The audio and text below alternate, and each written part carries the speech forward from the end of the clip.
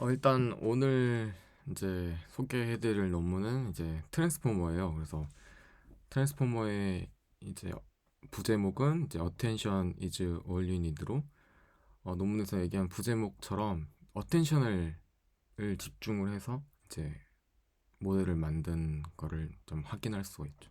저자는 다음과 같이 2명 이외에 더 추가적인 사람들이 만들었고요. 논문의 주소는 다음과 같습니다. 일단은 인트로덕션 쪽을 먼저 말씀을 드릴게요. 기존에 이제 NLP 쪽에서 많이 쓰던 이제 RLM과 LSTM 그리고 게이티드 리커런트 신경망은 이제 번역에 많이 사용이 됐었어요. 근데 이 번역에 사용되는 이 모델 같은 경우는 이제 앞에서 얘기한 리커런트 즉 순환 모델들을 사용을 해서 순환하는 모델들을 사용을 해서 보통 이제 입력이 들어오면은 출력이 나가는 이제 그래서 그 입출력의 각 시퀀스의 심볼에 맞춰서 이제 계산을 분할하는 특징을 가지고 있어요. 이 말은 즉슨 과거 시점에 t-1 시점, 그러니까 지금 현재 시점이 t 시점이라고 했을 때 과거 시점을 t-1 시점이라고 하고 그 t-1에서 처리됐던 이제 상태에서 나온 이제 은닉 상태 ht-1이 t 시점으로 이제 입력을 또 받아서 새로운 은닉 이제 상태인 이제 ht를 생성하게 되는 거죠. 그래서 그림과 같이 이제 RNN의 이제 도식화를 이제 가져왔는데요. 아까도 얘기한 것처럼 기존에 이제 인풋값 t-1이 이제 ht-1에서 확인이 이제 되면은 아웃풋 t-1이 나오고 그 ht-1에 대한 정보를 다시 또 ht에서 입력을 받아서 이제 현재 시점 t 시점에서 이제 되는 거고 그 다음 시점인 ht 플러스 1에도 또 그 다음 시점에 이제 넘겨주는 구조를 하고 있는 거죠. 그래서 이러한 이제 구조적인 부분 때문에 병렬적으로 이제 학습하기가 어렵고 또 문제점이 시퀀스 즉 입력에 들어가는 단어의 문장이 점점 길어지면 길어질수록 메모리 제약 및 장기 의존성 문제 때문에 이제 이런 단어의 배치를 늘리기에는 좀 한계가 있는 거죠. 그래서 논문인 지금 우리가 소개하고자 하는 트랜스포머 논문에서는 이런 입출력 시퀀스에 무관하게끔 어텐션만을 사용해서 기존에 사용했던 리커런트 구조, 즉 순환 구조를 사용하지 않고 어텐션만을 사용해서 정보를 출력하는 모델인 트랜스포머를 제안하고자 하는 겁니다. 어, 트랜스포머 모델 이제 아키텍처인데요. 일단은 앞서 설명을 드리는 부분 이제 설명을 하고자 하는 이제 방법은 처음에는 인코딩 부분에 대한 부분과 또 디코더에 대한 부분 그 각각의 인코더와 디코더 안에 있는 이제 처음부터 포지셔닝 인코딩이라든지 아니면 멀티헤드 어텐션 그리고 피드포워드 부분 그리고 애드 노멀레이제이션 부분 등 각각의 요소들을 다 설명을 드리면서 이제 설명을 하도록 하겠습니다. 일단은 트랜스폼 모델은 이제 기존의 시퀀스 투 시퀀스 모델처럼 인코더와 디코더를 이제 구조를 가지고 있습니다. 그래서 인코더 땅에서 입력을 받은 이제 단어를 이제 디코더에서 이제 처리를 해서 또 번역을 사용하는 구조를 가지고 있는 거죠. 그래서 어 인코더 디코더에서 각각 이제 기존에는 이제 하나의 아, 어, 하나 이제 RLN들이 이제 시간축 가지는 이제 구조를 해가지고 인코더에서 각 이제 N개의 블록들을 이제 구성을 하게 되는데요. 다음과 같이 이제 트랜스포머 안에서는 인코더 부분들을 이제 시퀀스에서 하나로 했었다고 하면은 트랜스포머 모델에서는 이제 각 N개의 이제 인코더와 N개의 디코더를 이제 다 연결시켜야 되는 이런 구조를 가지고 있습니다. 그래서 논문에서는 6개를 이제 쓰고 있기 때문에 이제 인코더의 레이어 부분이 6개 그리고 디코더에 있는 레이어 부분이 6개 이렇게 나와 있습니다. 그래서 트랜스포머의 모델의 이제 구조적 이해를 위해서 그 입력 부분에 들어가고 난 다음에 인코더 부분에서 어떻게 이루어지고 또 디코더 부분에서는 또 어떻게 이루어지는지 이제 단계적으로 이제 확대해서 설명을 드리도록 하겠습니다. 그래서 위에서 서술한 것처럼은 이제 트랜스포머가 이제 인코더 디코더 구조를 가지고 있고, 그 인코더에서 정보를 받아서 이제 디코더에서 이제 정보를 처리받은 다음에 이제 결과를 생성하는 구조를 가지고 있어요. 이제 보시면은 이제 디코더 단에서 인코더 단에서 끝난 애들을 이제 디코더 단으로 보낸 다음에, 디코더에서는 이제 시퀀스 대 시퀀스 구조처럼 스타트 오브 센텐스부터 시작을 해가지고 엔드 오브 센텐스인 EOS까지 이렇게 출력까지 이렇게 연산을 진행을 하게 됩니다. 인코더에 대해서 더 깊게 이제 설명을 드리도록 할 건데요. 일단은 인코더에서 먼저 처음에 인풋 단어가 이제 입력을 받은 다음에 그 인풋 단어를 이제 벡터화하는 인베딩 벡터를 진행을 하고, 그 다음에 이제 처음 만나는 부분인 이제 포지셔널 인코딩을 만나게 됩니다. 그래서 포지셔널 인코딩이라는 거는 뭐냐면은, 기존에 이제 RNN에서는 이제 과거 정보에 있던 것들이 현재 시점, 그리고 현재 시점에 있던 정보들이 미래 시점으로 입력을 이제 처리받아가지고 이렇게 자연스럽게 위치 정보를 확인할 수 있었습니다. 뭐 예를 들어 뭐 I am a student라고 하면은 뭐 I 있는 게 먼저 나오고, 그다음 am 나오고, 나오고, student 이렇게 하나하나씩 입력을 받았던 단어들을 이제 처리를 하나하나씩 하기 때문에 위치 정보를 자연스럽게 계산하지 않아도 위치 정보를 바로 알 수가 있었던 거죠.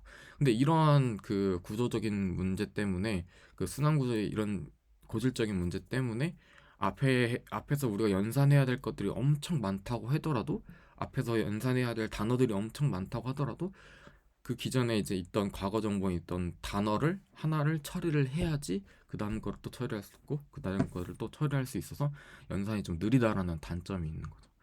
그러나 이제 트랜스포머 같은 경우도 아까도 설명드렸지만은, 이러한 엄청나게 긴 시퀀스의 단어들을 순서로 무시한 채 한 번에 병렬 처리를 하는 처리를 하기 때문에 속도가 좀 빠른 장점이 있지만은, 이 장점에 이제 생기는 이제 단점으로는, 문제점으로는, 이 우리가 순서대로 입력받아야 될 문장의 아니면 단어의 이런 위치 정보들을 잃어버릴 수가 있는 거죠. 그래서 그런 위치 정보들을 우리가 해결해주기 위해서 쓰는 것이 이제 포지셔널 인코딩이 되겠습니다.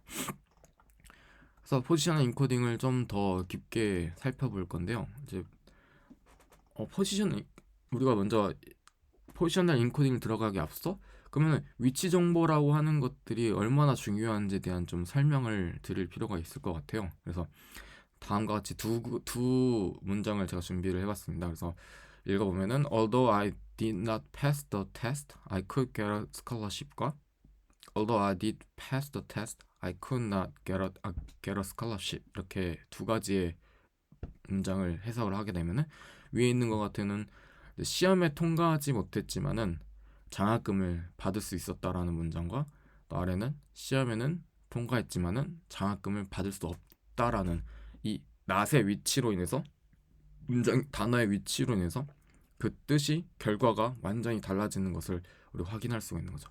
그래서 위치 정보는 문장의 문맥을 이해하기 있어서 아주 중요한 정보로서, 지금 저희가 앞서 위에서 얘기했던 위치 정보에 도움이 주는 포지셔널 인코딩을 통해서 위치 정보를 기억을 해줘야 될 필요가 있다는 것을 설명드리는 겁니다.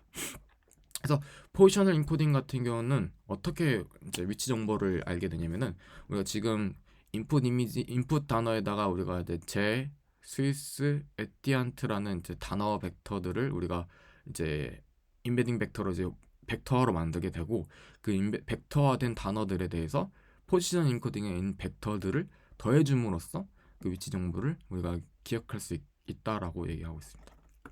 근데 이러한 포지션 인코딩에도 두 가지 규칙이 있습니다. 아무거나 더하면 안 되고, 또 아무거나 이렇게 막 뭐 하면 안 되기 때문에 그 두 가지 규칙을 정해주게 되는데, 그 첫 번째 규칙은 모든 위치 값은 시퀀스의 길이나 인풋에 관계없이 동일한 식별자를 가져야 됩니다. 즉, 시퀀스가 변경이 되어도 위치 인베딩은 똑같이 동일하게 유지가 돼야 된다는 거죠. 예를 들어 제 스위스 에티안트라는 이제 우리가 순서대로 되어 있는 이제 번역된 문장을 예시로 다시 들자면은, 지금 같은 경우는 위에 포지셔널 인코딩의 벡터가 0011 그리고 0.84, 0.0001, 0.54, 1, 0.91, 0.0002, 0-0.42, 1 이런 식으로 되어 있는데 이것들을 이제 또 하나를 뭐 패딩 처리를 하거나 아니면 문장을 바꿨을 때도 우리가 여기에 바뀐 문장에서도 그 포지셔널 인코딩의 값이 변하면 안 된다라는 이 규칙을 이제 세우는 거죠. 또 모든 위치 값은 너무 크면 안 된다라는 두 번째 규칙이 있습니다. 이거는 위치 값이 너무 커지면은 이제 단어의 상관관계를 유추할 수 없을 정도로 의미 정보가 너무 커지기 때문에 그 트랜스포머 안에서의 어텐션 레이어 부분에서 학습이 안 될 수가 있습니다. 좀 더 확대해서 보여드리면은 어, 제가 이미의 이제 벡터로 이제 포지셔닝 코딩에다가 1111 그리고 30 30 30 300 300 300 이렇게 넣어봤어요. 그래서 제 스위스 에튜언트에 대한 이제 그 포지셔닝 코딩 정보가 이제 합산됐을 때는 어떻게 보면 제와 스위스는 어느 정도 그래도 1과 30으로 이제 스케일 부분으로서 그나마 좀 가깝게 보일 수 있겠지만은 300으로 이제 너무 큰 값을 줘버린 에뛰안트 같은 경우는 이 4개 차원으로 표시된 이 그래프 안에서는 너무 멀리 떨어져 있는 것을 우리가 확인할 수가 있는 거죠. 그래서 이런 규칙들을 이제 고수하면서 이제 포지셔널 인코딩을 할 필요가 있다고 이제 논문에서는 얘기하고 있습니다. 그러면은 포지셔널 인코딩에 적합한 어떤 함수든 어떤 방법을 써야지 포지셔널 인코딩의 두 가지 규칙을 만족하면서 할 수 있는지를 이제 고민하다 보니까 이제 사인과 코사인 함수를 우리가 채택을 하게 된 겁니다. 그래서 사인과 코사인 함수를 한번 이제 생각을 하게 되면은 사인과 코사인 함수는 1과 마이너스 1에서 이제 반복적으로 이제 왔다 갔다 거리는 이제 주기 함수를 띄고 있어요. 그래서 즉 어느 시점을 보게 되면은 뭐 1을 또 초과하지도 않고 마이너스 1을 또 미만으로 또 떨어지지 않기 때문에 아까 얘기했던 두 번째 규칙인 모든 위치 값은 너무 크면 안 된다라는 그 두 번째 규칙을 지킬 수가 있는 거죠. 두 번째 같은 경우는 같은 위치의 토큰은 항상 같은 위치의 벡터 값을 가져야 된다. 즉 우리가 아까도 얘기했지만은 제 스위스 에튜언트에 대한 이제 순서대로 우리가 그 문장을 입력받았을 때 그 에뛰안트에 대한 부분을 우리가 세 번째 이제 단어 이제 토큰 단어 부분이니까 그 세 번째가 어쨌든 세 번째 위치에 정확한 이제 포지셔널 인코딩을 계속 주어야 되는 부분인 건데 그것도 또 사인 코사인이 이제 이 주기함수이기 때문에 또 이제 그걸 해결할 수 있다고 해요. 근데 사인과 코사인을 아까도 위에서 생각해 보면은 언제 이 0번째 포지셔널 인코딩 부분 이제 부분이 그러니까 0번째 포지션 부분이 지금 값이 만약에 예를 들어 이제 1이라고 했을 때 어느 순간 이 파이 부분에서는 다시 1이 겹쳐지는 순간이 있는 거죠. 그래서 이 단어 마이너스 1과 1 사이를 단어를 중복하기 때문에 이제 반복하기 때문에 단어의 토큰들의 위치 벡터가 어느 순간에 중복될 수 있다고 해요. 근데 이 중복이 이제 문제점으로 안 되게끔 하는 방법이 있습니다. 그래서 보시면은 지금 사인 함수를 예를 들어서 단어의 토큰이 주어졌을 때 이제 첫 번째 토큰과 아홉 번째 토큰이 같아지는 문제가 발생한다고 하죠. 그래서 보시면은 여기 첫 번째 토큰 이 부분 이쪽과 그리고 아홉째 번 토큰이 포지션 A 부분이 지금 0으로 같아지는 경우가 생긴 거죠. 근데 이 문제가 벡터로 들어갔을 때는 다른 의미가 됩니다. 이게 무슨 말이냐면은 지금 우리가 포지셔널 인코딩 같은 거는 지금 벡터화로 해가지고 더해준다고 얘기했는데 벡터화로 얘기하면 이게 값이 스칼렛 값이 아니라 벡터 값이 들어서 차원이라는 개념이 생깁니다. 그래서 이 지금 같은 경우는 차원을 지금 4개로 해가지고 지금 말씀을 드릴 건데 이 4개의 첫 번째 차원 0번 그러니까 첫 번째 차원, 두 번째 차원, 세 번째 차원, 네 번째 차원이 각각의 이제 사인에 대해서 주기를 4개의 주기를 지금 가지고 있기 때문에 이 P0과 P8번이 이제 겹쳐질 일이 없다고 얘기하는 거죠. 여기 얘기하는 것처럼 하나의 위치 벡터가 4개의 차원으로 표현된다면 예를 들어 4개의 차원으로 표현된다면 각 요소는 서로 다른 4개의 주기를 갖게 되기 때문에 서로 겹치진 않는다고 합니다. 그래서 우리 아까 얘기했처럼 첫 번째 규칙인 모든 위치 값은 시퀀스 길이나 인풋에 관계없이 동일한 식별자를 가져야 한다. 동일한 포지셔널 인코딩을 가져야 된다라고 하는 게 이제 첫 번째 문제를 만족할 수 있는 거죠. 그러나 이 네 개의 차원에서도 엄청나게 길게 내면은 이제 겹쳐지는 부분이 있긴 하는데, 근데 지금 논문에서는 이 차원을 더 많이 써서 이렇게 진행을 하기 때문에 좀 겹쳐질 경우가 거의 없다고 지금 얘기를 하고 있습니다. 그래서 포지셔널 다음은 그림은 이제 포지셔널 인코딩이 추가된 인코더 디코더의 모습인데요. 아까도 얘기한 것처럼 I, aimer, student 부분이 이제 각각의 인베딩 벡터화가 돼서 벡터가 되고, 그 벡터에다가 각 포지셔널 인코딩을 싹싹싹 이렇게 더해주는 부분인 겁니다. 여기도 이렇게 싹싹싹 더해주게 되는 거죠. 그래서 포지셔널 인코딩의 함수는 다음과 같고요. 사인 함수일 때와 코사인 함수일 때 이렇게 두 가지가 나오게 되고, POS는 이제 문장의 입력 문장의 이제 인베딩 벡터 위치가 되겠고, 여기 뭐 벡터 부분이 되겠고, 그리고 i는 인베딩 내용 차원의 인덱스 부분이 되겠습니다.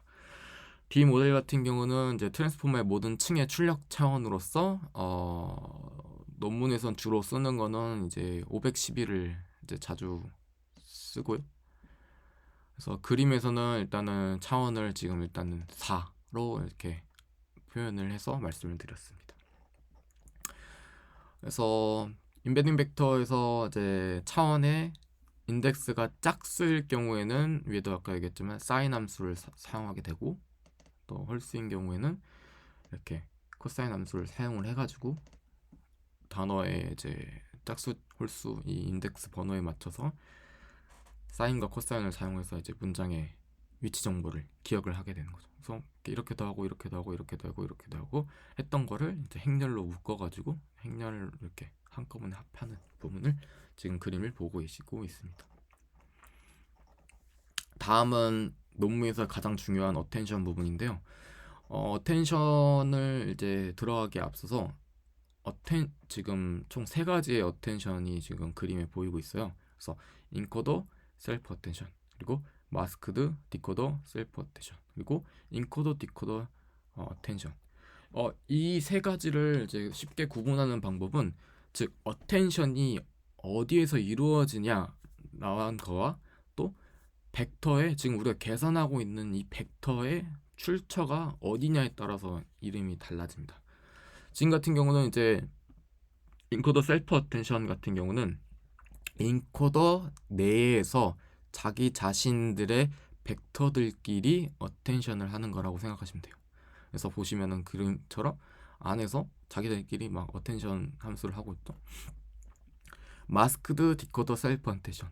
마스크드는 이따가 뒤에서 이제 말씀을 드리겠지만은, 이것도 똑같이 일단 지금 집중적으로 보셔야 되는 거는 디코더, 셀프 어텐션인 거죠. 그래서 디코더 내부에서 자기들끼리 어텐션을 하는 거. 인코더, 디코더 어텐션 같은 경우는 인코더와 디코더에서 받는 출처가 인코더와 디코더에서 출처인 벡터를 받아서 어텐션을 처리하는 거라고 하면 돼요. 그래서 얘네 같은 경우는 인코더, 디코더 같은 경우는 이제 인코더에서 받는 벡터랑 출처를 받는 벡터랑 디코더에 받는 출처를 받는 벡터랑 어텐션을 하는 거라는 거를 좀 유추할 수가 있게 되는 거죠. 그래서 그것들을 좀 더 쉽게 이제 아까 출처에 따라서 이제 얘기를 다시 또 정리를 하자면은, 인코더 셀프 어텐션은 커리 키 밸류가 같은 인코더 내에 있는 같은 출처인 거고, 디코더 같은 경우도 마스크 셀프 어텐션도 커리 키 밸류가 같은 이제 출처에서 디코더 내에서 이제 이루어지는 거지만은, 이제 인코더 디코더 어텐션 같은 경우는 쿼리 부분은 디코더 벡터 디코더에서 이제 출처를 받게 되고, 키밸류 같은 경우는 인코더에서 이제 벡터를 받아서 이제 사용을 하게 되는 겁니다. 그래서 쿼리에 있는 부분이 이제 디코더 이거, 그리고 키밸류 있는 거 인코더에서 얘네끼리 어텐션을 하는 거를 이제 인코더 디코더 어텐션이라고 이제 부르는 겁니다.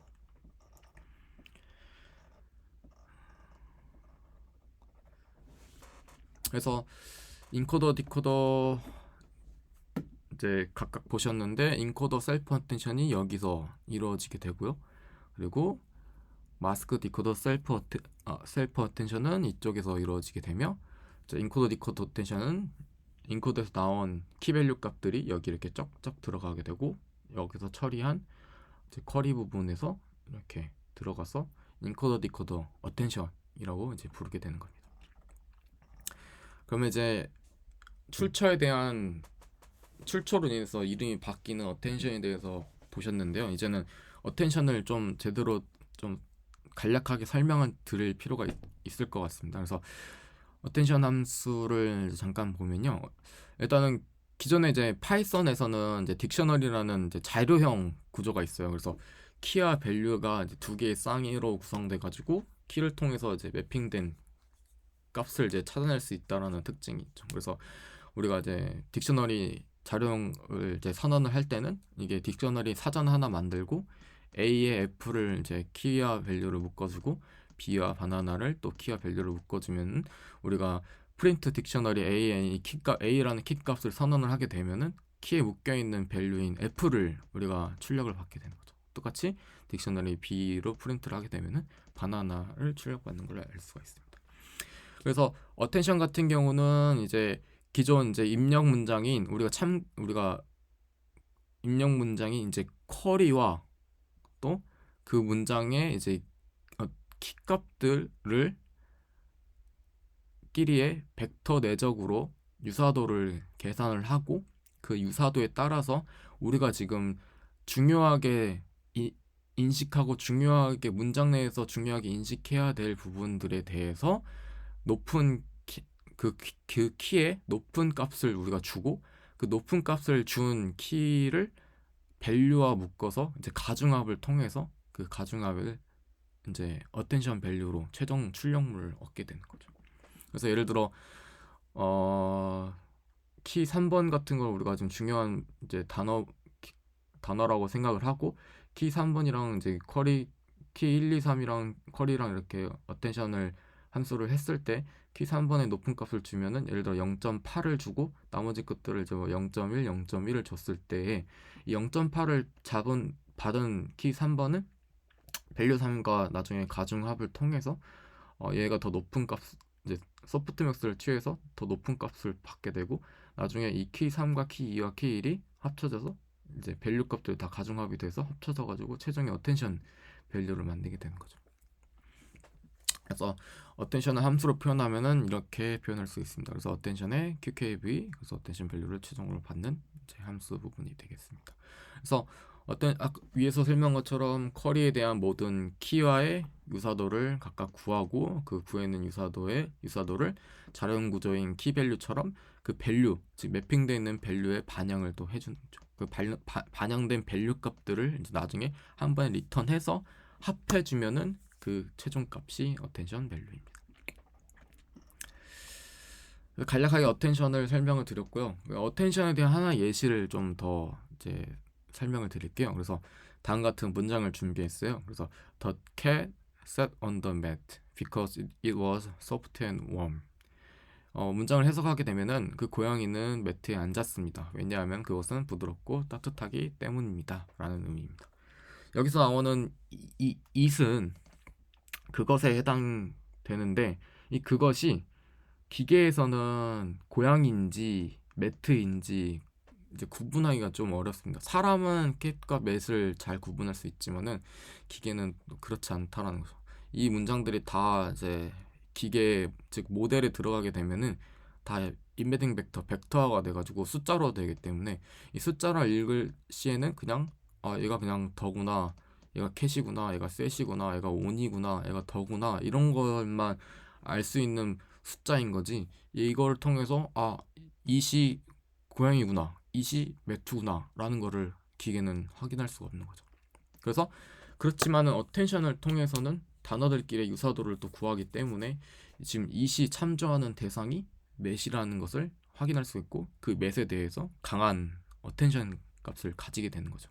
그래서 그 어텐션을 통해서 또한 소프트, 즉 it을 꾸며주고 있는 형용사인 소프트와 웜 같은 형용사들도 문맥상 맷과 연결시킬 수 있어서 어느 정도의 약한 이제 어텐션 값을 가지게 되는 거죠. 다음은 이제 QKV 이제 벡터 생성 부분을 이제 설명드릴 건데요. 셀프 어텐션, 즉 문장 내에서 뭐 인코더나 디코더 문장 내에서 입력을 받는 문장을 이제 쿼리 키 밸류를 벡터를 생성하는 부분입니다. 그래서 이제 각 단어의 벡터는 초기 차원인 D 모델에서 더 작은 차원인 DK로 이제 변환을 해주는데요. 논문에서는 D 모델을 이제 512로 이제 지정해주게 되고 그 더 작은 차원을 64로 이제 지정을 해서 얘기를 하고 있습니다.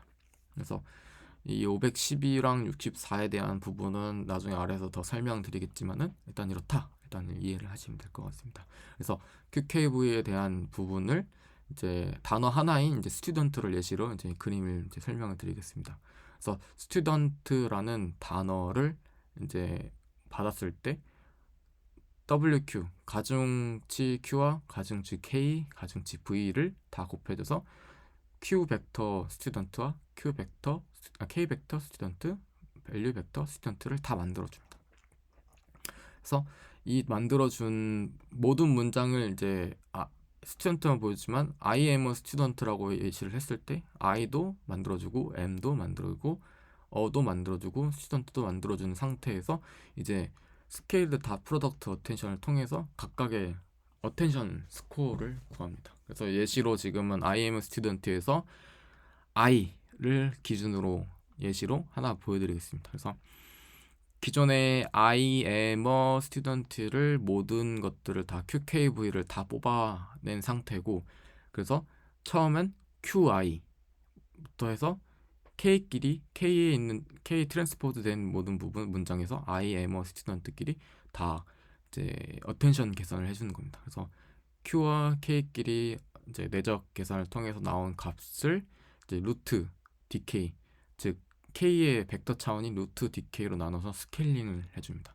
이 루트 DK를 나누는 이유 같은 경우는 이제 학습의 안정성, 그러니까 뭐 어텐션 대해서 학습에 대한 이제 안정성도 추구할 수 있고 너무 팍 튀는 것 때문에 이제 약간 좀 노멀라이제이션 하는 느낌으로 좀 생각하시면 될 것 같습니다. 그래서 이 스케일링을 통한 값을 최종으로 받아서 어텐션 스코어를 먼저 받아냈고요.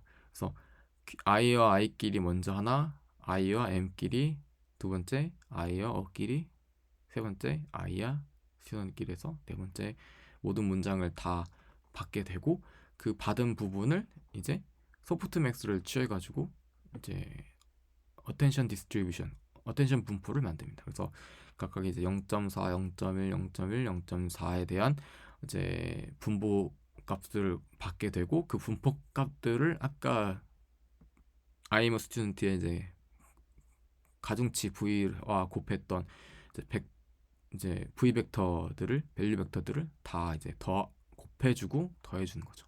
그래서 이 과정을 통해서 I와 다른 문장 I am a student끼리의 하나의 이제 어텐션 밸류를 구하게 되는 거죠.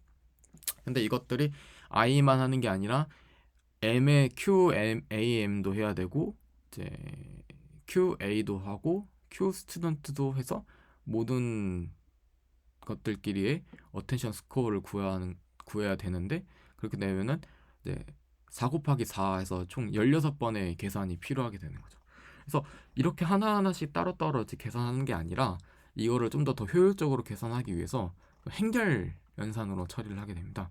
그래서 행렬 연산 같은 경우를 이제 그림을 보여드리면은 I'm a student에 대한 이제 모든 인베딩 벡터를 이제 행렬로 묶어주고 가중치 Q, 가중치 K, 가중치 V를 만들어가지고 벡터 밸류, Q 밸류, Q 벡터 그리고 K 벡터, 밸류 벡터 이렇게 한 번에 만들어줍니다. 그래서 그 한 번에 만들어준 것들을 우리가 다시 Q와 K 트랜스포즈 한 거랑 내적을 하고 그 다음에 아까도 얘기했지만 루트 DK도 나눠주고 그 다음에 나중에 우리가 최종 어텐션 밸류를 구하기 위해서 밸류를 곱해줘가지고 이제 어텐션 밸류를 구하게 되는 부분인데 그것들을 그림과 식으로 표현하게 되면은 아까 얘기했지만 Q 나온 거와 K 트랜스포즈한 부분을 루트 DK로 나눠서 안정성을 주고 거기다 소프트맥스를 취한 다음에 밸류 벡터를 곱해서 합으로 만들어주고 최종 결과물이 어텐션 밸류 매트릭스 A가 나오는 부분인 거죠. 그래서 수식으로 하면 어텐션 QKV가 소프트맥스에 이런 식으로 계산이 된다라는 걸 이제 이해하시면 될 것 같습니다. 다음은 이제 멀티 헤드 어텐션인데요. 멀티 헤드 어텐션 같은 경우는 지금 위에서 했던 이 셀프 어텐션, 즉 어텐션 부분을 여러 개를 한 번에 하겠다라는 얘기입니다. 그래서 좀 예시를 좀 쉽게 설명드리면은 어텐션이라는 지금 위에서 했던 이 소프트맥스 치하고 이렇게 루트 DK 나누고 QK 하고 V 하는 이 어텐션 밸류 만드는 이 어텐션을 좀 똑똑한 사람이라고 했을 때 이 똑똑한 사람을 여러 명을 만드는 게 이제 멀티헤드 어텐션이라고 이제 생각하시면 됩니다. 예를 들어 뭐 헤드를 두 개로 했을 때 위에서 아까 했던 the cat sat on the mat because it was soft and warm을 했을 때 헤드 첫 번째는 it과 매트에 대한 연관도를 또 강조를 하고 동시에 헤드 2는 it과 소프트의 연관도를 또 강조할 수 있는 그런 이제 병렬적인 처리를 할 수가 있게 되는 거죠. 그래서 아까도 설명드렸던 D 모델은 510이고 DK가 차원이 64다라고 이제 얘기를 한 부분을 기억을 하실지 모르겠는데요. 이거 같은 경우는 왜 64가 나오게 되냐면은 논문에서는 기존에 512와 넘 헤드스를 8개를 가지고 있어요. 그래서 512에 대한 전체적인 D 모델이 넘 헤드스를 나누게 돼가지고 각각의 QKV가 DK 그리고 DV, Q와 K는 DK 차원으로 V는 DV 차원으로서 512 나누기 8을 해서 64개 각각의 64개의 이제 차원을 갖게 되는 거죠. 아래도 더 설명드리겠지만은 이 D 모델이 총 A8이 됐을 때, 즉 512의 차원을 가지게 되는데 이 512가 이쪽 하나가 A0번이 이제 하나의 멀티헤드 어텐션을 통한 계산으로 해서 나온 출력 값들인데 이것이 64, 64, 64, 64, 64, 64, 64에서 총 8개, 64개 차원이 돼서 총 512의 이제 차원을 갖게 됩니다. 그래서 꼭 굳이 모델을 우리가 512로 해야 되냐 아니면 넘 헤드스를 꼭 8개로 해야 되냐 이거에 대한 건 없지만은 논문에서는 512랑 8을 이제 사용을 하고 있고 또 그 부분은 어쨌든 간에 만약에 우리가 지금 인풋에 넣어야 될 데이터가 그렇게 엄청 긴 문장이 아니고 간단한 실험으로 하는 거면은 굳이 레이어를 깊게 쌓을 필요가 없고 더 병렬 처리를 더 여러 개 할 필요가 없을 시에는 이 넘 헤드스를 더 줄여도 되고 D 모델 같은 거를 더 줄여도 되는 부분인 거죠. 그래서 꼭 굳이 510이랑 8을 꼭 고수해야 될 필요는 없다라고 이제 생각을 하시면 될 것 같습니다.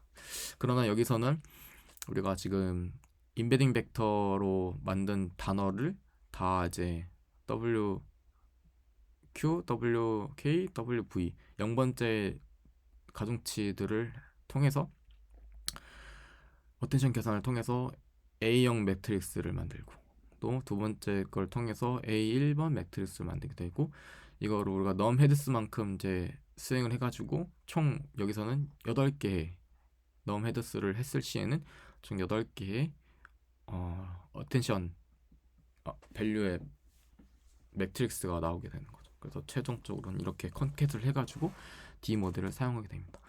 이제 최종적으로 나왔던 이 어텐션 밸류들을 나중에는 이제 가중치 행렬 W0와 이제 곱해가지고 최종 멀티헤드 어텐션 매트릭스를 이제 만들게 됩니다.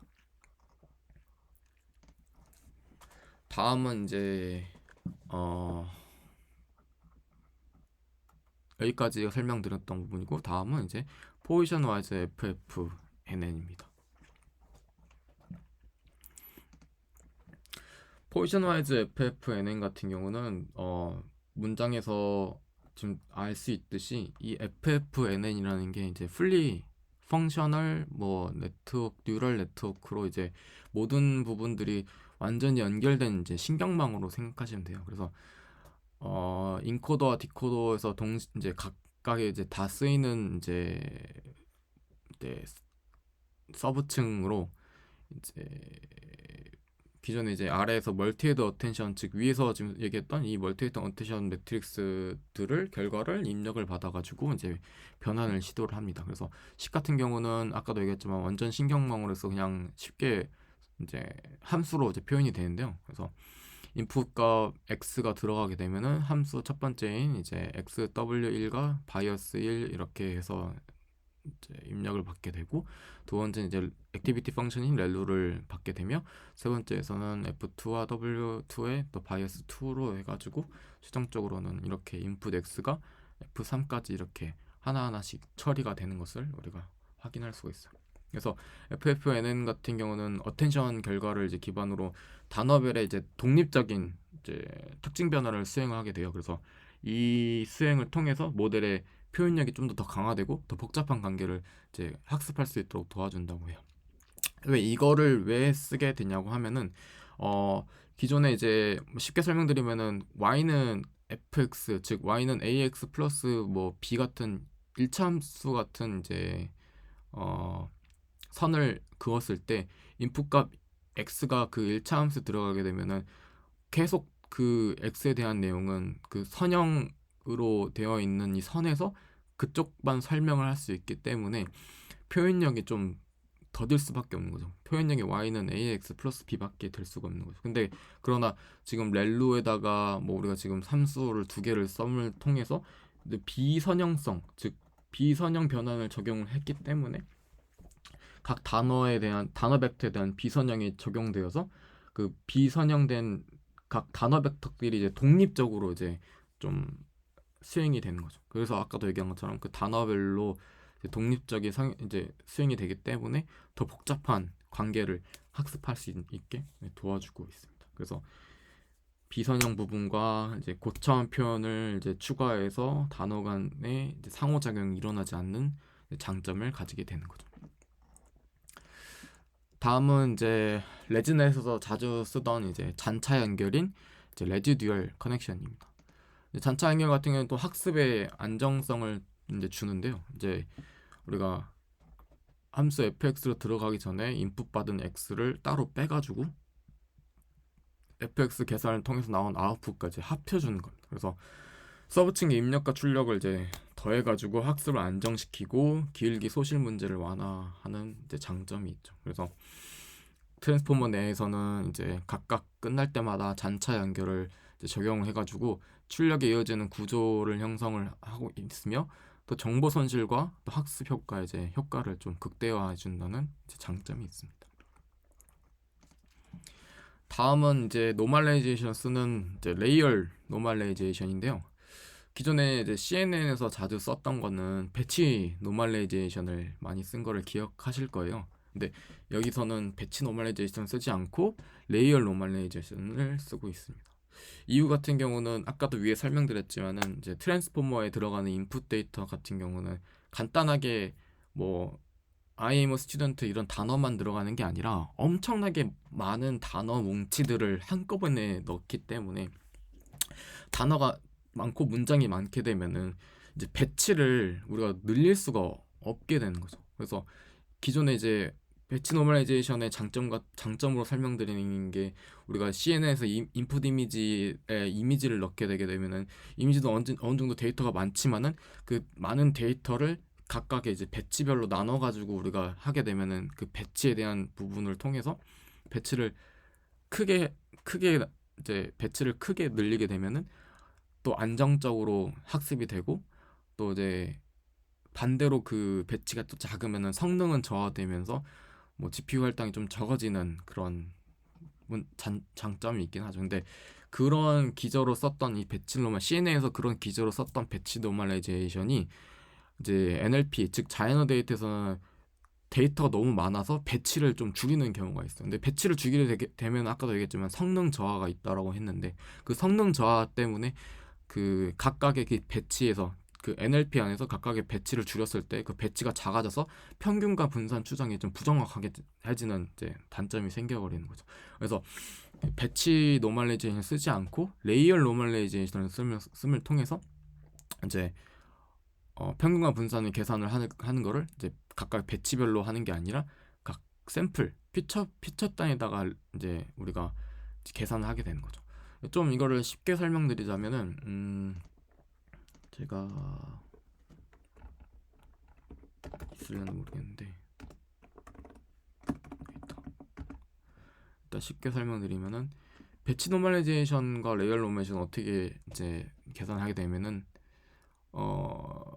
이쪽 미니 배치들을 이렇게 단어 피처 값들이 있을 때 미니 배치를 이제 45808로 묶고 452848로 묶고 175665로 이렇게 묶었을 시에 배치 노멀라이제이션은 평균화 분산을 이렇게 451, 527, 885, 046, 886 이렇게 계산을 하는가 반면에 레이얼 노멀라이제이션 같은 경우는 12045 이렇게 아래로 31612 이렇게 62513 이렇게 아래로 이렇게 이제 평균과 분산을 구하게 되는 거죠.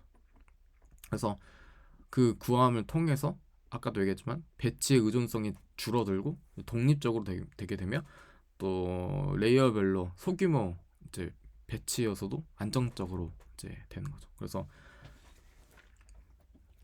아까도 얘기했지만 배치 정교화 배치 노멀라이제이션은 HWCN 그래서 여기 H와 W와 CN에 대한 이쪽 안에서 배치 정교화를 통해서 민과 이제 평균 분산 민과 스탠다드 디비에이션을 구하는 반면에 레이얼 노멀라이제이션은 그냥 C와 HW 이 부분만 이제 사용하게 되는 거죠. 그렇습니다. 그래서 정규화 수식은 다음과 같고요. 벡터 H에 대해서 평균 뮤와 분산 이제 스탠다드 디비에이션을 이제 계산을 한 후에 각 차원인 HK로 이제 값을 아래 수식으로 정규화하게 되며 아래의 입실로는 이제 만약에 여기 이 분산 부분이 만약에 0이 되면은 계산이 안 되기 때문에 분산이 0이 되는 것을 방지하기 위해서 아주 작은 값인 마이너스 값을 엄청 작은 마이너스 소수 값을 이제 주문을 통해서 분모가 0이 되는 방지를 해줍니다. 거기다가 추가적으로 감마 베타를 이제 추가적으로 넣어줘서 정규화된 값에다가 학습 가능한 감마와 베타들을 적용해서 최종 정규화 값을 계산하게 됩니다. 처음에는 감마 베타를 1과 0으로 설정해서 학습을 이제 최적화하는 방식을 사용하게 됩니다.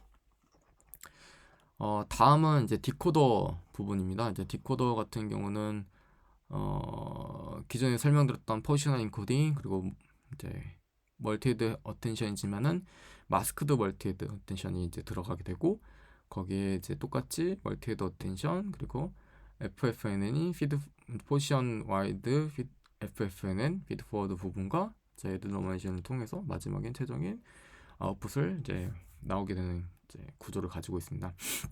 그래서 디코더 같은 경우는 저 맨 위에 설명드린 것처럼 시퀀스 투 시퀀스처럼 이제 번역에 대한 문장을 입력을 받게 되고 그래서 또한 또 교사 강요 티칭 폴싱을 이제 사용을 해서 이제 학습을 되게 됩니다. 그래서 디코더는 이제 번역한 문장의 전체 입력인 예를 들어 I am a student라고 했을 때는 입력에다가 이제 제 스위스 에티언트를 한 번에 받고 이 받는 문장을 통해서 똑같이 현재 시점에서 한 번에 입력을 싹 받아가지고 이제 번역을 진행하게 됩니다. 근데 이제 여기에서 문제점이 하나 생기는데 예를 들어 우리가 제 스위스 에티언트를 이제 문장을 입력을 한꺼번에 받아가지고 우리가 번역을 할 때 이 현재 시점의 단어를 예측을 해야 되는 건데 미래 시점의 단어를 예측을 해버리는 경우가 생겨버리는 거예요. 그래서 우리가 이 문제점을 막기 위해서 마스크드 멀티헤드 어텐션이라는 거를 우리가 이제 새로 만들게 됩니다. 그 미래 시점까지 이제 단어를 참고한다는 게 무슨 말이냐면은 예를 들어 이제 스위스를 예측을 해야 될 때 이제 제랑 예를 들어 제 스위스 에티언트를 할 때 스위스라는 얘를 예측을 할 때 제와 제를 먼저 해야 되는데 그게 아니라 스위스 에티언트라는 거를 한꺼번에 참고를 해버리는 거죠. 그래서 문장의 순서대로 우리가 해석을 해야 될 때 그런 정보의 흐름을 망가뜨리면서 이제 해석을 하게 되면은 제대로 올바른 해석이 되지 않기 때문에 그 참조를 하지 못하도록 이렇게 구멍을 뻥 뚫어 놓는 이제 정보의 흐름을 막는 이제 마스크드 셀프 어텐션을 쓰게 됩니다. 그래서 지금 같은 경우에는 스타트 오브 센텐스부터 시작해가지고 쿼리 벡터인 이제 제 스위스 에뛰언트랑 그리고 똑같이 스타트 오브 센텐스의 제 스위스 에뛰언트라는 이제 트랜스포즈된 K 부분을 이제 어텐션 스코어를 구하게 되고요. 어텐션 스코어를 구하게 된 이제 행렬 매트릭스를 이제 어 위로 올라가서 이제 또 번역에 우리가 지금 쓰게 되는데 그 정보의 흐름을 막기 위해서 자기 자신과 이전 단어만을 우리가 참조할 수 있도록 미래 단어로 들어가는 부분인 이쪽 이 기준점이 되는 이 행렬 위쪽에 있는 애들을 다 마스크드를 취해주는 거죠. 이 마스크를 취해주는 거는 마이너스 인피니티 값으로 해가지고 이제 이것들을 뻥 뚫어줍니다. 다음은 인코더 디코더 어텐션인데요. 인코더 디코더 어텐션 아까도 얘기했지만 벡터의 그 각각의 벡터의 출처가 어디냐에 따라서 이제 그 어텐션의 이름이 달라진다 했는데 인코더에서 K와 밸류 부분을 벡터를 받고 디코더 따임서는 쿼리 부분을 이제 벡터를 이제 받아가지고 어텐션을 이제 구하게 되는 겁니다. 그래서 보시면은 쿼리 부분이 아까 스타트 오브 센텐스부터 해가지고 번역에 들어간 입력인 제 스위스 에뛰언트가 들어오게 되고요. 쿼리로. 그리고 K 트랜스포즈 된 거는 인코더에서 우리가 이미 스코어 계산은 되어 있던 I am a student 부분을 이제 쿼리로 받고 키로 받고 거기에서 밸류 값을 받아서 최종 이제 번역과 이제 문장이 섞인 이제 어텐션 스코어 매트릭스를 구하게 되는 거죠. 다음은 이제 코드를 설명을 좀 드릴 건데요.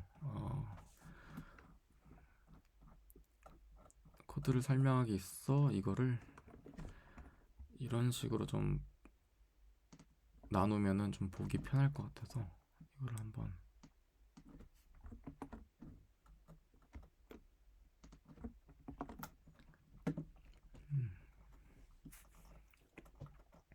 그래서 인코더 디코더 부분에 대한 것들을 이제 모듈화해서 코드로 작성을 했는데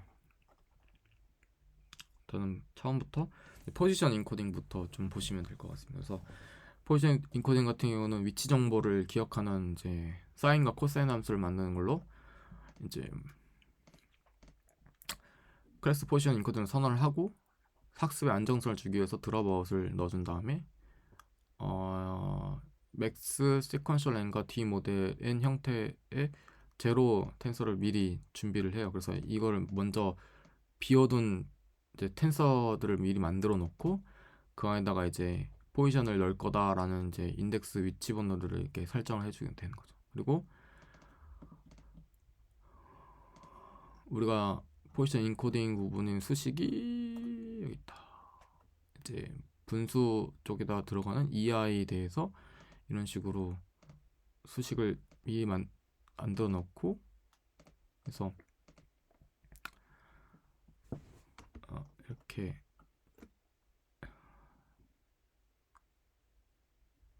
일십, 백, 천만, 이제 만분의 이제 D 모델 이런 식으로 이제 해놓고 짝수인 부분은 이제 사인 함수 그리고 코사인 함수는 홀수인 부분으로 이렇게 해서 지정을 해준 다음에 입력받는 이제 x 즉 인베딩 벡터로 나와 인풋 단어로 해가지고 인베딩 벡터를 받은 거랑 또 그거를 이제 p 슬라이스로 해가지고 최종 포지션 인코드를 이제 합쳐주는 부분으로 좀 생각하시면 될 것 같아요. 그리고 다음 건 이제 멀티헤드 어텐션으로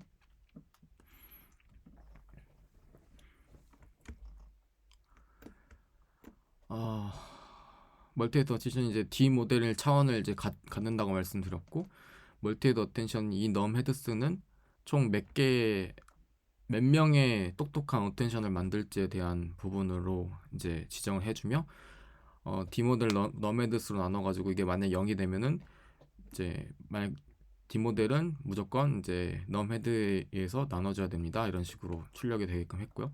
그래서 넘 헤드 만들고 그리고 지정된 헤드스만큼 이제 나눠서 차원이 몇인지 셀프 뎁스를 해가지고 우리가 DK, DV가 차원이 몇인지 이제 확인할 수 있는 부분이고요. 여기는 이제 컬이랑 키랑 밸류 그리고 마지막 최종 출력인 아웃풋을 만들어내는 부분을 미리 선언을 한 다음에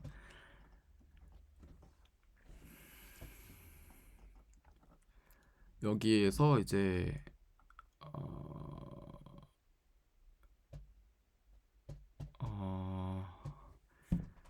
놈헤드스랑 이제 아까 만들어냈던 이 지정된 헤드스만큼 나눈 이 뎁스 부분에 대해서 우리가 이제 헤드를 나누는 부분이고요. 이쪽은 그 다음 거는 이제 포워드 부분으로 이제 QKV끼리 이제 벡터 내적을 해서 이제 계산하는 부분이에요. 그래서 컬이 만들고 키값 만들고 밸류값 만들며 이제 스플리트 헤드 부분으로 이제 기존에 이제 배치 사이즈 시퀀스 D 모델이었던 거를 배치 사이즈 너메드스 시퀀스 뎁스 부분으로 이렇게 나눠지는 부분이고 그래서 쿼리 키 밸류가 다 나누게 되며 이 남은 이제 쿼리 키 밸류들을 이제 스케일 다 프로덕트 어테이션을 통해서 Q랑 K끼리 이제 내적을 하게 되고 그리고 루트 DKV 분으로 또 나눠가지고 우리가 학습의 안정성을 이제 주게 되면 이렇게 학습의 안정성을 주게 된 다음에 이쪽 같은 경우는 이제 멀티헤드 어텐션 같은 경우가 지금 인코드에도 쓰고 디코드에서도 쓰게 되잖아. 근데 디코드에서는 마스크드 멀티헤드 어텐션 쓰게 되는데 이쪽에 마스크들을 미리 넣어가지고 마이너스 1의 2의 9승 부분을 넣어준 마이너스 인피니티를 넣어주게 돼가지고 우리가 필요 없는 즉 미래 정보에 대한 내용들이 우리가 참고하지 못하도록 마스크를 만들어 놓는 장치라고 생각하시면 돼요. 이렇게. 그리고 마지막은 최종으로는 어텐션 밸류들을 모두 다 더해주는 이제 부분입니다. 그래서 다 만들게 되면은 인코더 레이어로 이제 인코더 레이어를 쌓고 인코더 레이어에서는 멀티헤드 어텐션 부분과 우리가 필요한 이제 포지션 와이즈 피드 포워드 부분을 가져오게 되고 가져온 피드 포워드 안 했구나. 포지션 피드 포워드. 이제 포지션 피드 포워드 같은 경우는 아까도 얘기한 것처럼 그냥 함수 부분이기 때문에 비선형성을 주는 그냥 이제 플립 커넥트 부분이기 때문에 이런 식으로 그냥 싹 묶어가지고 시퀀스를 다 묶어가지고 한 번에 만들었어. 그래서 드롭아웃은 0.1로 이제 학습의 안정성을 주고 시퀀스를 묶어서 이제 리니얼 함수 하나 그리고 렐로 드롭아웃 시키고 그리고 두 번째 함수인 리니얼 함수를 이렇게 줘가지고 하나로 묶어버린 거죠. 그래서 이것들 다 묶은 부분이 이제 에디션이라 인코더 레이어 부분이 되겠고 인코더 레이어에 들어가는 거는 멀티헤드 어텐션 그리고 포지션 와이즈 피드 포워드 부분을 이제 가져오게 되며 그래서 인코더 레이어 같은 경우 순서대로 처음에 멀티헤드 어텐션을 받게 되고 그 다음에 포지션 와이드 부분을 선언을 하게 되고 그 다음에 우리가 레이어 노멀라이제이션 부분 두 개가 있는데 레이어 노멀라이제이션은 1번과 2번을 선언하고 드롭아웃은 학습의 안정성에서 1번과 2번 다 각각 적용이 되기 때문에 1번과 2번 선언을 먼저 해줘요. 그래서 포워드 부분으로 해가지고 처음에 이제 어텐션을 취하고 여기서 그 취한 거에 어텐션 아웃풋이 나오게 되는데 거기다가 이제 노멀라이제이션을 이제 들어가게 되고 어텐션이 끝나고 노멀라이제이션 들어가게 되는데 어텐션이 들어갈 때 우리가 잔차 연결인 x 미리 빼놓은 x들을 빼서 여기다 합해주고 그리고 드랍아웃 시킨 학습의 안정성을 준 드랍아웃 시킨 어텐션 아웃풋과 합쳐주게 되는 거죠. 그래서 최종적인 x가 나오게 되고 그 x가 다시 피드포워드로 가게 되는데 피드포워드 가기 전에 따로 또 x 뽑아가지고 애드 노멀라이제이션 한 부분이 여기랑 여기 이렇게 됩니다. 그래서 그렇고 디코더 레이어는 이제 똑같이 우리가 이렇게 쭉 들어가게 되는데 먼저 처음 멀티헤드 어텐션 그리고 노멀레이제이션 하나, 노멀레이제이션 둘, 노멀레이제이션 3 이렇게 선언을 하게 되고요. 그래서 노멀레이제이션 1, 노멀레이제이션 1, 노멀레이제이션 2, 노멀레이제이션 3. 그 드롭아웃도 1, 2, 3 이렇게 해놓고 그 다음에 여기가 이제 마스크드 멀티헤드 어텐션, 이게 인코더 디코더 어텐션이고 이쪽이 마스크드 멀티헤드 어텐션이에요. 그래서 아래에서 포워드 쪽에서 얘기하겠지만은 마스크드에다가 이제 TGT 마스크들을 우리가 선언을 하게 되면은 아까 마이너스 인피니티 했던 그 부분이 이제 되게 되면 바로 마이너스 마스크드 멀티헤드 어텐션이 만들게 되고 똑같이 잔차 연결이랑 똑같이 애드 노멀라이제이션, 노멀라이제이션 하는 부분이 이렇게 되고 다음 그 두 번째에서는 KV 받은 거를 인코더 디코더 어텐션해서 이렇게 받게 되며 똑같이 애드 노멀라이제이션 하고 잔차 연결하고 피드 포워드에서 똑같이 X 받고 똑같이 잔차 연결하고 똑같이 여기서 최종적으로 받은 것도 받아서 잔차 연결해서 끝내고 하는 게 이제 디코더 부분입니다. 이제 트랜스포머 인코더, 트랜스포머 디코더 해가지고 우리가 인코더 레이어를 이제 인코더 레이어만 쓰는 게 아니라 이제 인풋을 받고 인베딩 시킨 다음에 포지션 인코딩 시키고 그 다음 이걸 6번 하는 과정인데요. 그게 다음과 같습니다. 그래서 인베딩 하고 포지션 인코딩 하고 레이어를 갖고 왔던 이제 인코더 레이어 쪽에서 갖고 온 애를 레인지로 묶은 다음에 그 레인지를 6번 하게 되는 부분이 이렇게 되게 됩니다. 그래서 디코더도 똑같이 인풋 인베딩 받고 포지션 인코딩 하고 레이어 이쪽 디코더 레이어를 레인지로 묶은 다음에 이걸 나중에 n번 수행해야 되니까 묶은 다음에 그 다음에 드랍업하고 위에서 리니얼 시킨 다음에 최종적인 소프트맥스 취해가지고 아웃풋 나오게 되는 부분인 거죠. 이것들을 묶은 게 이제 트랜스포머입니다. 그래서 트랜스포머 안에서는 똑같이 인코더 디코더 받아가지고 싹싹싹 받은 다음에 이제 이거는 게트 마스크는 이제 마스크드 멀티헤드 어텐션이 쓰는 부분으로 여기다 선언을 해줘가지고 할 수 있게끔 된 겁니다. 데이터 같은 경우는 이제 더미 데이터를 만들어가지고 0과 1 또는 더미 데이터를 만들어서 시퀀스를 만들었고요. 그래서 그렇게 해서 훈련을 시켰고 훈련은 이제 이 메인.점 파이에서 이루어지며 파서로 이렇게 아규먼트로 이렇게 묶었습니다. 그래서 지금은 기존은 이제 넘 레이어스 같은 경우는 2개로 해놓고 더미 데이터를 썼기 때문에 그렇게 많은 레이어가 필요한 것도 아니고 많은 차원이 필요한 것도 아니고 많은 백렬 처리가 필요한 게 아니기 때문에 백렬 처리하는 넘 헤드스는 4개로 이렇게 했고 해서 다음과 같이 이렇게 만들었습니다. 그래서 그 실험 부분은 여기 있고요. 그래서 입력 시퀀스 길이는 10으로 했고 단어 집합 크기는 100 그리고 전체 샘플은 트레이닝 밸리데이션은 이제 1000이랑 200으로 나눴고 배치는 32 그리고 이제 입력 시퀀스와 출력 시퀀스 이런 식으로 나눴고 그리고 마스킹은 이제 패딩 마스크랑 루커헤드 마스크인 아까 그 마스크드 멀티헤드 어텐션을 얘기를 한 거고 그 다음에 하이퍼 파라미터는 넘레스 2개, 디모델 128, 넘레스 4 이제 DFF 256, 드라버 0.1, 잉네트 이렇게 에포크는 100 해서 트레이닝 발리데이션 이렇게 로스가 에포크만 나온 걸 확인할 수 있습니다. 근데 이제 보시면은 트레인 로스가 좀 더 높고 밸리데이션 로스가 좀 더 아래에 해가지고 약간 학습이 잘못된 것처럼 보이지만은 이거 같은 경우는 원래 우리가 써야 될 NLP인 이제 벌트나 이제 단어 뭉치들을 쓰게 되면은 이게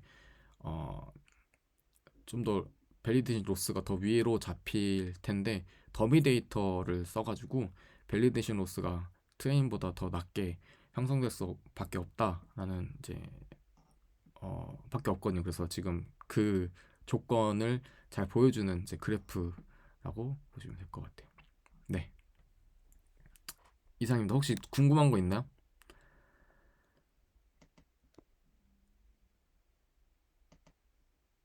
성원님 말씀하셔도 상관없어요. 궁금한 거 없나요? 아, 이해가 된 것 같습니다. 아, 이해되시나요? 네, 저번에 한번 들었어가지고. 음, 알겠습니다. 일단은 녹화는